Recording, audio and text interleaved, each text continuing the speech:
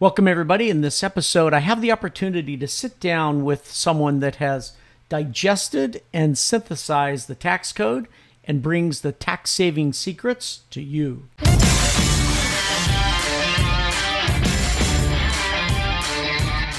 Welcome to Click AI Radio, where you'll learn the secrets to transforming your small to medium business. Grant has been helping businesses transform using technology for over 30 years. Advanced technologies like artificial intelligence have been available only to large companies and advanced technical teams. Grant will discuss how you can use to leverage AI and other technologies to grow your small to medium business. As a gift, Grant is offering his ebook, AI for Sales Growth, at clickairadio.com. Now, here's your host and BizTech geek, Grant Larson. Hey, everybody, welcome to another episode of Financial Investing Radio. So today I have with me someone that I just barely met, but as I review his biography, his profile, what he does, it is in one of those places which I admittedly know so little about. I lean on so many people for help in this area. Now I get to meet with and speak with an expert in the area of how to take it to the tax man. All right, let me welcome Mark Meyers here today. Welcome, Mark. Hey, thank you so much, Grant. I'm excited to chat with you about this. And, hey, if you can keep more of that hard-earned profit, it definitely helps in the wealth accumulation realm for sure. So this is an exciting topic. Boy, for sure. When you think about taxes and talking about taxes, it's probably right up there with flossing your teeth, right? It's like, oh, everyone should be doing it, right? But, oh my gosh, do I really want to talk about taxes? Turns out, as I was reviewing some things that you have done to help people, individuals, businesses, really reduce their tax burden and putting that money, like you said, or leaving that money back in your pocket, suddenly it becomes really an interesting topic to address. But before you give away any secrets, let's back up. How is it that you got interested in taxes? What is it that even got you to this point? Grant, it's an interesting story because I started out my career at the University of Florida as an undergrad in exercise physiology, get my master's in sports management. I moved to New York City to manage health clubs and then moved to Los Angeles to manage more health clubs. And in the process of doing that, I helped a really large high-end brand open a number of different locations. And in that, they went from 10 clubs to over 100 clubs. And in that process, I really learned to be an owner operator. Every club that I would open or go, help turn around, I would have to really be mindful of driving revenue, minimizing expenses, putting the operations in place, the best practices in place to get the best output. And of course, I was compensated on EBITDA margin. So I'd get a base and then I'd have a bonus based off of how profitable is the company. So in that process, I realized, hey, I might be running health clubs and I might have a background here, but I have a knack for running companies. And I know there's a lot more opportunity in the financial markets, in the financial world, particular to consulting with business owners. That's when I said the light came on after, working well over a decade, 365 days a year. And these clubs are open from, 5 in the morning till 12 at night. They never close. I'm like, okay, I'm going to shift gears here and do something fun that can ultimately help other people and also help me kind of increase my income opportunity here, get out of this glass ceiling environment. Yeah. So you were living this life of just constantly being on, right? The lights on, right? Because your clubs are on, right? The gyms are open. And so you're trying to optimize as much as possible. Talk about school of hard knocks, right? I mean, you learn the lessons along the way for sure, right? Oh, for sure. I mean, it's one of those things where every penny counts, particularly in that industry. And of course, I worked in a higher end layer. So it was, we're looking at $200+ a month memberships with spa packages and training and Pilates and yoga. Oh, I see. But at the same time, you still have to be mindful of your margins. That's really, really important. So it was a nice experience. It was a nice way to understand how to really learn the P&L, learn the people, learn the drivers, and then of course transition over to say, hey, I can speak to business owners. I can speak to those that are looking to, increase efficiency. And there's a lot of opportunity there. So that's kind of where this all kicked off. So in the course of doing this, you start uncovering, I'm assuming, oh, here's a little secret about how I could, save a little more money or take some out of the taxes. I imagine over a period of time, you started to build up this cadre or list of or selection of, wait, here's some best practices of actually taking the tax back from the tax man and leaving it with you. Was it a 10-year journey that you invested in to build up that knowledge base, it sounds like, right?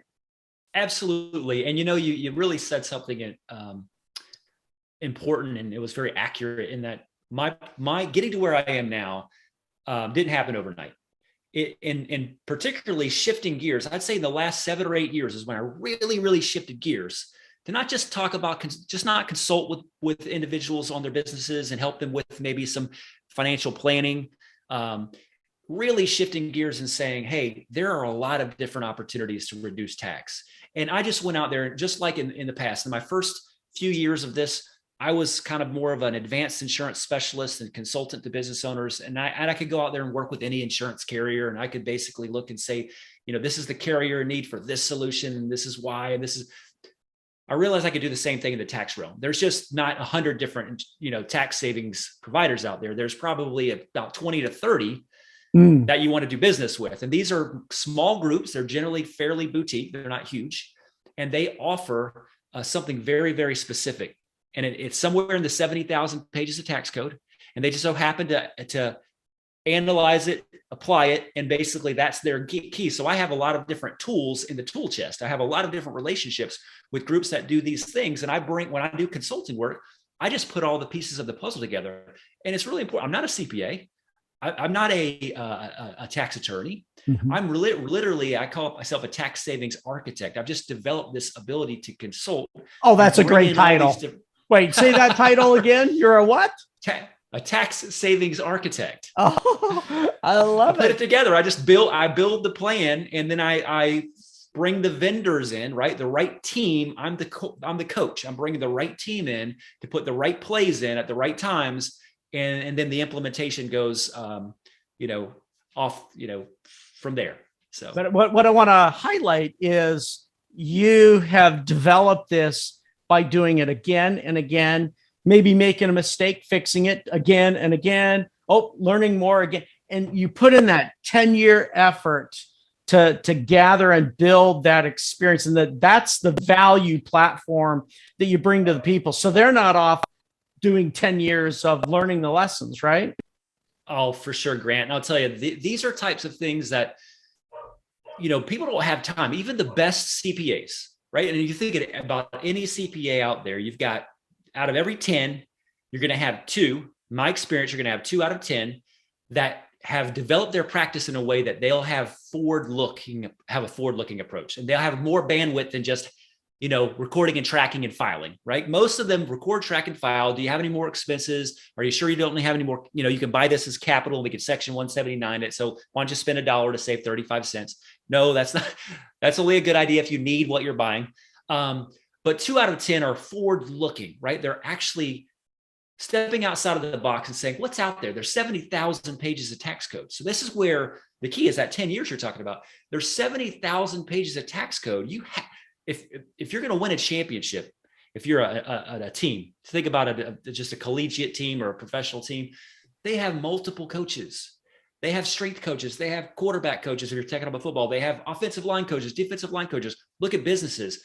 The reason why Amazon and Microsoft and General Electric and Nike and DuPont, the reason why they pay significantly lower taxes than the average individual is because they have teams. They have accounting teams, more than one CPA. They have attorneys. They have business strategists.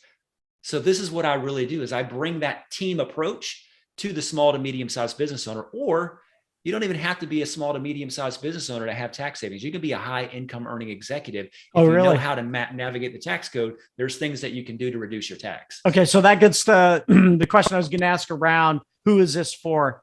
Definitely the business owner. But if you're in the high net worth area as an individual, this is applicable to you as well. Absolutely. There's three kind of avenues.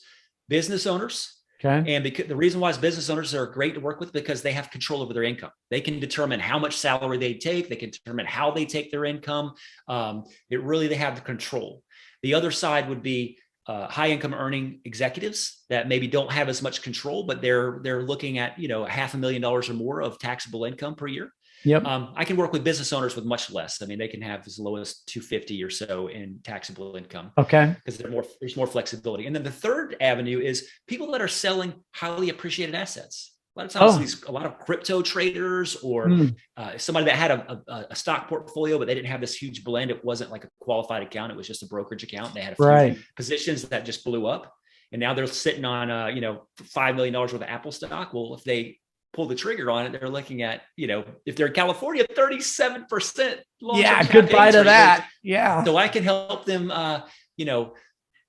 really take care of that as well. Either eliminate it or defer it, depending on what solutions we're looking at. So, okay. What about on the inheritance side? Same sort of story. In other words, let's say you inherited something. Do you have techniques that helps with that group as well? Well, on the inheritance side, I don't spend a lot of time there because generally that should be done prior to. And a lot of the work that I do actually blends in with maybe some estate planning attorneys because you really want to solve that equation prior to the need. If you don't, then unfortunately, if you're above the exemption rate, the estate tax man will come take, up to 60% of that from your kids, right? Not from you, but from your kids and your loved ones. And they might have to sell appreciated, like, if it's a high net worth real estate holder, they're selling off real estate just to pay the estate tax, which is never a good thing. So when it comes to the gifting and the, passing on to heirs, we generally integrate that into our planning, but we're doing it prior to, so that way the kids and their loved ones can breathe, sleep well at night and not have to worry too much about about that sort of thing. So let's take the scenario of you're a small to medium business owner and you've got this tax burden on you. Do you need to be doing the work ahead of time? Is this a whole year of effort that the business owner goes through, or do they have to be intentional throughout the whole year, or do your practices techniques allow you to just sort of come in at the last minute and took 30% off? Thanks, Mark. Have a great year. Yes. Well, I would say a little bit of all apply, but proactive forward looking is always the best. The best approach is a forward looking approach. Now I can do hindsight, foresight, and then give you insight. So on the hindsight, we're always looking at, well, what did you miss that you can go back and pick up? A lot of people don't realize, particularly in business, there's tax credits that they can pick up in previous years. Currently, right now, for the next few months, there's the employee retention tax credit. So there's R&D credits. There's credits for investing in renewable energy that you can go backwards and pick up previous taxes paid. So always look at the hindsight. What can we pick up that you paid in the last year, 2 or 3? Foresight is, okay, what can we do to change the trajectory of your current income? Because right now, the way we're always looking at pathways, how are you taking your income? Because what we need to do is look at creating new pathways. And if you have different pathways to receive the same income, there might be a different taxable situation, but those pathways aren't going to save you. Like you can't save any money until the pathway is created. So on the foresight, we're always looking at, well, this is how much money you're taking in now, and you're taking it in one pathway or maybe 2 pathways, and this is your taxable outcome. Well, what if we created 2 additional pathways? Now you have 4 pathways, and we're not talking about deferring it and putting into qualified accounts. I'm not talking about any of that. Obviously, that's been going on for years and years and years, and there's arguments as to whether or not that really is saving them anything. At the end of the day, we're talking about really taking tax law and the tax code by the horns and saying, hey, the tax code says I can do this, therefore this money is not taxable, right? So now that you have this money in your hand that's not taxable, you've lowered your adjusted gross income because you took a portion of your money that the tax code says is not taxable because of the way that you structured it. You've just decreased your taxes and you're liquid. Like the money that you saved is liquid. It's in your pocket. If you want to use that for investing, you can. If you want to use that to recapitalize your business, you can. If you want to use that to go to Vegas, you can. Yeah, your choice. And that's the whole point. Right. It's your choice rather than Uncle Sam. So the strategy seems to be, tell me if I've got this right. It's don't fire your CPA, because you're going to keep the CPA as a business owner because you're not the CPA. But what you are bringing is a way to be more productive as you work with the CPA, right? You're bringing in additional knowledge or insight that will then be brought into those conversations with the CPA you currently have. Is that close? 100%. And what I always like to tell business owners, and right off the bat, is, let's not put your CPA on defense mode, right? Mm-hmm. There's no CPA out there that has the bandwidth to have this time to vet and research all these different ways to save taxes. I mean, they know a lot, but because they may not know everything that I'll bring to the table, that's okay. So the first thing is make sure that they're not on the defense. And also, I'm not looking to take over any bookkeeping or tax filing or tax prep. I'm just looking to add additional layers that usually increase revenue for the accountant, because it usually does increase their need to maybe have an additional filing each year, or maybe some additional bookkeeping to oversee these new solutions. Oh, so that's really, really they important. see you as a partner in it. They don't see you as, oh, I'm here taking business from them. 100%. Most of the time when I'm speaking to the right CPAs and I'm introduced to them by the taxpayer, I get introduced to 3 or 4 new clients that the CPA has, because they're like, this is great. I have, 4 or 5, or depending on the CPA, they might work with a higher net worth individuals. They might have more, but I like those relationships because they open the door for more opportunity. Now, I will say there's going to be, out of that, remember, every 10 CPAs, there's 2 that are forward thinking, and there's 8 that are really just doing the numbers, really doing the prep, the recording and filing and prepping. Yeah. Sometimes the 8, there could be some resistance there. And it's only because they don't know what they don't know.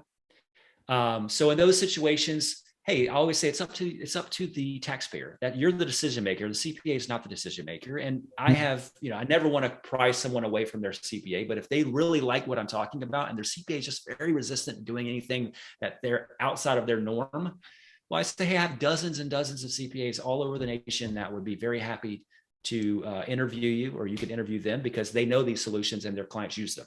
Yeah, I was going to ask you. So how does, what's some guidance for our listeners on how do you find those 2 out of the 10 CPAs, right? What are some of the key things that someone's looking for to vet your CPA, or while you're searching for someone to say, nope, you're part of the 80%. It's you're actually not going to help me as much. I'm looking for the 20%. What are some tips you have? Yeah. First thing, Grant, is ask them if they do quarterly meetings. If the CPA or the tax preparer for you is not meeting with you quarterly, they are not forward looking. They're likely going to say, hey, let's meet in, might not even be before the end of the year. It might be in like January or February, to say, tell me what you have. Is that all the expenses you have? Are you sure? Because we need to file. But even if they're only meeting once per year at the end of the year and just trying to figure out, okay, we need to shove a little bit more in the qualified account, and maybe you have any more, maybe you can buy some more capital equipment. That is not, I'm not saying that's, well, let me just say this. That is not the accounting that someone needs as they're climbing the echelon of income. If they're still using that CPA, when they're climbing that income bracket, they are going to be paying retail taxes, when everybody else that has reached that level, when they get to a certain level of success, they've figured out how to pay wholesale. And it's no different. There's no different. There's a retail price and there's a wholesale price. And the people that pay the wholesale price go above and beyond and look for the coupons. Where are the coupons? They're in the tax code. Awesome. Now the IRS is not saying I'm giving out all these coupons. They're not putting a flyer out in your mailbox. Wait a minute. Are you saying there's no mobile app that they could, the tax code mobile app with coupons? Wouldn't that be fantastic? I think we should build that. That's a great idea. We should. Yeah. That's my gosh. I'll put it in my app. We'll do it together, Grant. I love that. Let's go build that. I bet there's a market for that. Okay. I bet there is as well. Yeah, absolutely. I love that idea. Okay. So there's something I saw on your profile that intrigued me. Many things intrigued me. One of those, I just got to read this off here, because when I read it, I was like, where do I sign? It was, it was learn how to get the IRS to fund a portion of your retirement 100% tax-free. I was like, okay, right next to the mobile app we just talked about developing, there's this also. Okay. Tell me. All right. We want the IRS to fund a portion of our retirement 100% tax free. Any secrets you can share on that? Yeah, there's I won't give everything away, right? I want some people to want to ask me some questions, but I will say this: there's a few different ways to do it. One of the ways is when you find these tax savings, right? When you're applying the code, that's going to basically give you a deduction, right? Because there's codes I can actually, there's a little golf tournament. Here's a nice secret out there. A lot of people know about this, but a lot of people don't as well. There's a little golf tournament out there. It's been going on for years and years and years. And the winner gets a green jacket. I'm not sure if you're a golfing fan. Oh, sure. If you are, yep. If you know who gets the green jacket every year, there is somewhere in Georgia in a little town. That's right. And it's a very prestigious golf tournament. So about 60 years ago, the higher net worth individuals that lived around that golf course realized that they could rent their homes to the corporations coming in or anyone coming in that wanted to watch the tournament, and they could rent their homes for significantly more than they would would cost them to go have a little nice vacation. All right. So in that process, they said, well, these are our personal residents. This is not a income property. So they lobbied to their friends in Senate and said, hey, we're not renting this is not an income producing property, but we're not getting any deductions on this. We're not getting any tax benefits, so can we have some benefits? So they basically, the Congress, and there's two tax codes that validate this. You can rent your personal residence for up to a certain number of days per year. And the dollars that you receive for that rent is tax-free, as long as you don't rent your home for over a certain number of days per year. Now, here's where it gets fun, Grant, because some people don't want strangers in their house, right? So even if they could rent their house for significantly more than they could go do something else, they don't want to Airbnb their house. But what if they're a business owner? Well, can they rent their business? Can they rent their house to their business for business purposes using the same tax code? Absolutely. Now we just have to determine what the value is and put it in your minutes and ultimately integrate it in. Now, when you create those deductions, right? Because if you're renting your house from your business and you create a deduction at the business level, but didn't cost you anything at the personal level or the business level, maybe there's maybe the meeting you did was whatever, lunch. Well, you just created deductions with no cost. No cost. Now the tax savings is getting to you that's where you're funding your retirement tax-free from the IRS, because those dollars are non-taxable. Now, if you get them into a Roth, if you get them into a cash value life insurance policy, you're never paying the taxes again. So now you're looking at never even paying taxes again after you didn't pay the taxes on it to begin with. So okay, that's just one little nugget. That's nugget. Would you just drop the mic on that? You're not holding a mic, are you? Yeah. No, but if I drop it, it might fall off my desk. It might fall off. I tell you, Mark, that was awesome. Just following that flow of what you articulated, I think it's a beautiful thing. Okay, so let me ask you this. With all that you're doing and with all that people are coming to you for, how do they engage with you? How do they interact with you? How do they say, I'm a good candidate for you? Where do they go to find out more about you? Great question. I always just invite them to my website, Grant. I just peakprofitsolutions.com.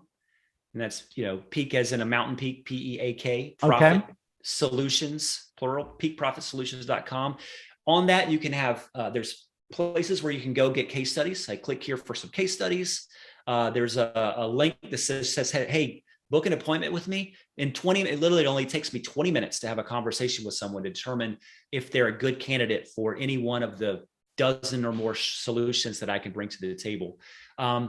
That's really the best. I think the most important thing to know is, just take a little bit of time, even if it's a 20-minute phone call. You don't have to come super prepared. They don't have to come with their entire balance and their previous tax years and their P&L. Like, just come and say, this is how I'm structured. This is how much I'm making every year. I'm writing a lot, just all they need to do is do that. And from that point forward, I can determine right out of the gate if they're a good candidate for the architecture to start, the tax architect. Is that what it was? Tax architect? The tax savings architect. Tax savings architect. Good building. That's right. That is awesome. That is awesome. Excellent. Mark, thank you for your time today. Any final comments? No, I just appreciate being on the show. Appreciate your your hosting style, and of course, all the interviews that you've done on your channels. They're fun to listen to. So thank you so I'm much. having Grant. fun. It's a fascinating world, right? There's just so many great people doing so many cool things. So when your profile came across me, I was like, oh, I got to talk to this guy. He's got some secrets about reducing taxes. Okay. Yeah, he's in. So thanks for doing that, Mark, for taking the time. Everyone, thanks for joining another episode of Financial Investing Radio. And until next time, go check out Peak Profit Solutions.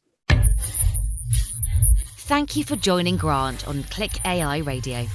Don't forget to subscribe and leave feedback. And remember to download your free ebook. Visit clickairadio.com now.